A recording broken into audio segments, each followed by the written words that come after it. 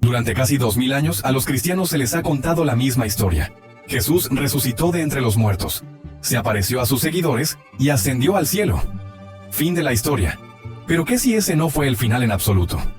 Escondida en las montañas de Etiopía yace una Biblia tan antigua, tan masiva, que contiene secretos que la Iglesia occidental nunca ha querido que veas. ¿Y en el corazón de estos secretos? Las palabras que Jesús habló después de su resurrección. Palabras tan impactantes, tan específicas, que parecen describir nuestro mundo de hoy con una precisión aterradora. Esto no es especulación, esto no es conspiración. Estos son textos antiguos preservados durante siglos por monjes etíopes que creían que estas palabras nunca debían perderse. ¿Qué dijo realmente Jesús durante esos misteriosos 40 días antes de ascender? Las respuestas sacudirán todo lo que creías saber. La Biblia que el mundo olvidó. La mayoría de la gente piensa en la Biblia como un libro que nunca cambia, pero eso simplemente no es verdad. La Iglesia Ortodoxa Etíope posee una de las colecciones bíblicas más antiguas y grandes en existencia. Su Biblia contiene 81 libros. La Biblia protestante estándar, solo 66. Eso significa que 15 libros enteros fueron dejados fuera de la versión que la mayor parte del mundo lee hoy. ¿Por qué? Llegaremos a eso. Pero primero necesitas entender cómo sucedió esto. En el siglo IV, misioneros de Siria viajaron a lo que entonces era el reino de Aksum, la actual Etiopía.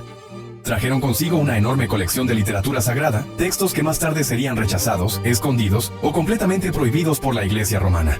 Pero Etiopía era diferente. Aislada en las montañas, nunca colonizada, la Iglesia etíope preservó todo. No siguieron las reglas de Roma. No fueron forzados a editar sus creencias, y así por casi 2 milenios, estos textos sobrevivieron intactos mientras el resto del mundo olvidó que alguna vez existieron. El Pacto de los 40 días. Uno de los textos más importantes en la tradición etíope se llama el Mashafi Kidan, el libro del pacto. Este libro afirma registrar exactamente lo que Jesús enseñó a sus discípulos durante los 40 días después de su resurrección, pero antes de su ascensión. Y el Jesús que habla en estas páginas no es simplemente un maestro gentil. Habla como el Rey del cielo y la tierra, y sus advertencias son absolutamente escalofriantes. Les dice a sus seguidores que vayan al mundo y construyan el reino de Dios, pero no a través del poder mundano o el conflicto. El Espíritu Santo sería su verdadera fuerza. Lo que sucede dentro del corazón de una persona, enseñó, importa mucho más que los templos o los rituales. Pero luego viene la advertencia. Jesús predice que con el tiempo, la gente torcerá sus palabras. Usarán su nombre para su propio beneficio. Dice que llegará un día cuando la gente grite su nombre en las calles, pero sus corazones estarán lejos de él. Construirán templos masivos de oro y piedra, pero olvidarán el verdadero templo, el alma humana. Cuando miras el estado de la religión organizada hoy, esas palabras golpean diferente.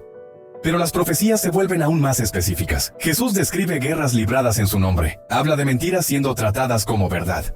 Familias desmoronándose. Una gran oscuridad viniendo cuando la gente ya no pueda reconocer su verdadera voz. Una línea poderosa se destaca. Bienaventurados los que sufren por mi nombre, no en palabra, sino en silencio.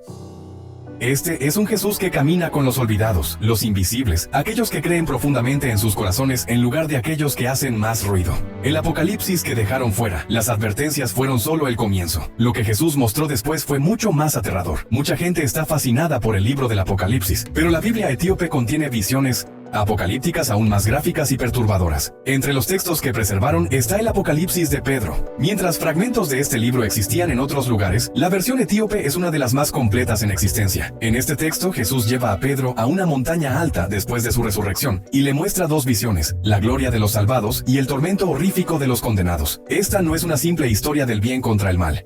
Los castigos descritos son específicos y profundamente inquietantes. Aquellos que torcieron la justicia y aceptaron sobornos, sumergidos en un río de fuego hasta las rodillas. Aquellos que dieron falso testimonio, mostrados masticando sus propias lenguas en agonía.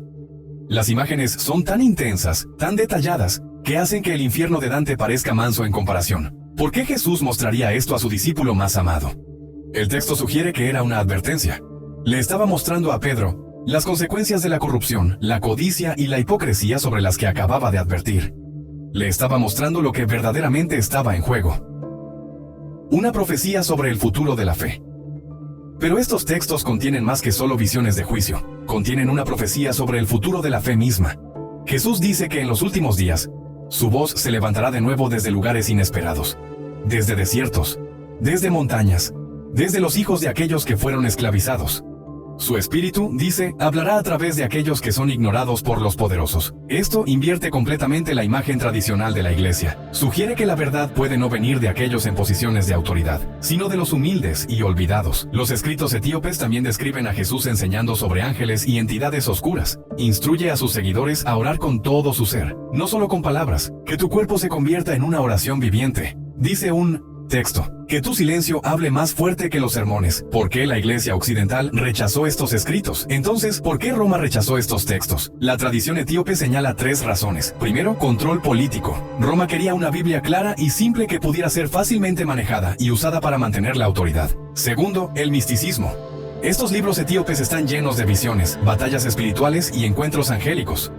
Los líderes occidentales encontraron esto demasiado extraño y demasiado difícil de controlar. Tercero, y quizás lo más importante, miedo. Tenían miedo de que si la gente escuchaba estas enseñanzas, buscarían a Dios directamente en lugar de depender de la iglesia para orientación. Estos textos afirman que Jesús permaneció en la tierra por 40 días completos, revelando lo que llaman los pergaminos celestiales. Enseñó que cada pensamiento construye ya sea una escalera al cielo o un camino a la oscuridad. Advirtió que sus palabras serían cambiadas, su imagen repintada y su nombre vendido. Cuando vemos cuán a menudo su nombre es usado hoy por dinero y poder, esas advertencias se sienten absolutamente proféticas. Despertando del sueño, la Biblia etíope va más allá de advertencias y visiones. Algunos textos se sumergen en la naturaleza misma de la realidad. Estos escritos dicen que después de su resurrección, Jesús compartió lecciones secretas nunca registradas en los evangelios comunes. Enseñó que el fin del cuerpo no es el fin de la vida. El cuerpo, dijo, es como ropa que se desgasta, pero el espíritu continúa. Cuando el cuerpo cae, el espíritu regresa a su verdadero hogar. Lo que la gente verdaderamente debería temer, explicó, es vivir sin el espíritu. Llamó a esto la muerte que camina mientras el corazón todavía late. Una persona podría parecer viva por fuera mientras está completamente vacía por dentro. Pero quizás la enseñanza más profunda suena notablemente como la antigua filosofía gnóstica. Algunos textos etíopes hablan de 2 creadores y un mundo falso. Un creador de luz verdadera, el padre de todo, y otro ser, un constructor de sombras, quien en su orgullo fabricó un mundo físico que parecía hermoso, pero no estaba hecho de espíritu puro. Este ser, ciego a la luz mayor sobre él, se llamó a sí mismo el único Dios. Debido a esto, el mundo se mezcló. Belleza y dolor, verdad y mentiras, todo enredado junto. Jesús, según estos textos, vino a este mundo no simplemente para salvar almas de sus malas acciones, sino para ayudarlas a despertar de un sueño falso. La verdadera luz de Dios, enseñó, todavía vive dentro de todas las cosas, incluso dentro de la oscuridad. La misión de cada alma es encontrar esa chispa oculta y devolverla a la luz eterna. La profecía final. Antes de su ascensión, Jesús dio lo que los escritos etíopes llaman su profecía final. Dijo que llegaría un tiempo cuando el amor desaparecería y la fe se convertiría en mera actuación. La gente adoraría con sus bocas pero no con sus corazones, pero en ese mismo tiempo prometió que su espíritu se levantaría de nuevo, no en grandes templos, sino dentro de los calmados y los quebrantados. Mi espíritu, dijo, se moverá donde la religión no puede alcanzar. Los orgullosos no lo verán, pero los quebrantados sí.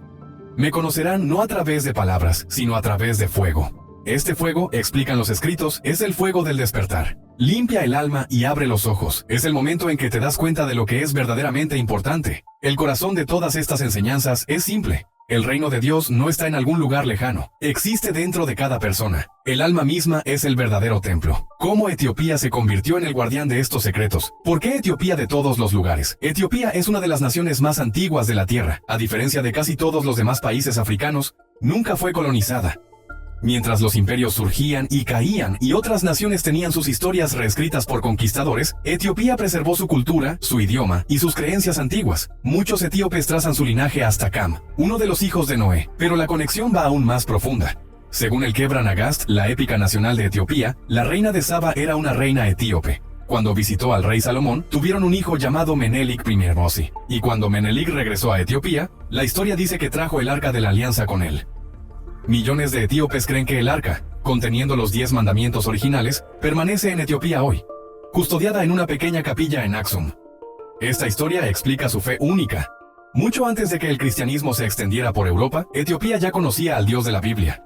Los registros históricos confirman que el cristianismo estaba presente allí desde el siglo IV.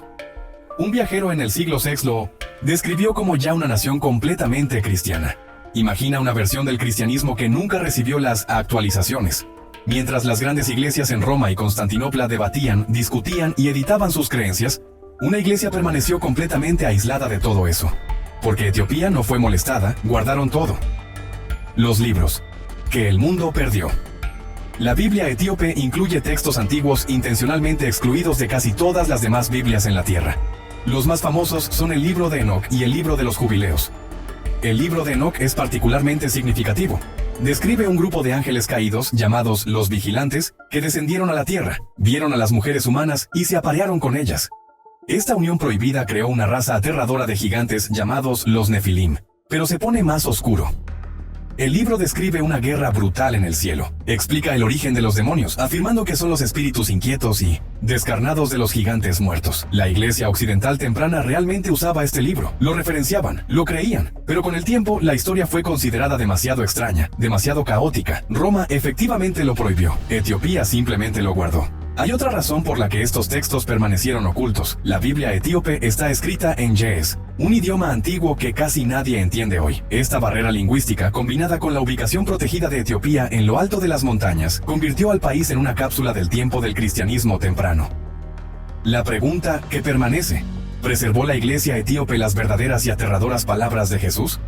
¿O es esto simplemente otro misterio que nunca resolveremos completamente? Lo que sabemos es esto. Estos textos existen. Han existido por casi 2000 años. Y lo que contienen desafía todo lo que el mundo occidental ha sido enseñado sobre lo que Jesús dijo después de resucitar de entre los muertos. Las palabras están ahí. Las advertencias son claras. La pregunta es si estamos dispuestos a escuchar.